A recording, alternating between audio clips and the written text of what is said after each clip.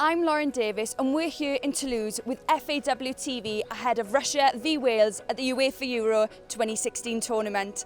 Despite the late heartbreak against England, victory against Russia would secure a final 16 spot.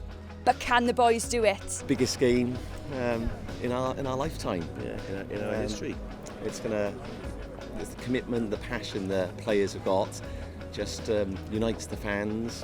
It's fantastic. First tournament for 58 years. Oh, that's so close against something against England as well. Brilliant performance against England. To come over here is brilliant, isn't it? Just sample it all. We've been to all 3 games. It's been an absolute dream. And to go to Nice, be brilliant for us. I was right last time with 2-1 and Robson Kanu scoring at the end. So I'm going to go with Wales winning again, 1-0 with Bale scoring, but close to the end. 1-0 Wales. 2-1. 1-0 Wales. I think it's a bit nervy, but it should be 2-0 Wales. 2-1 Wales.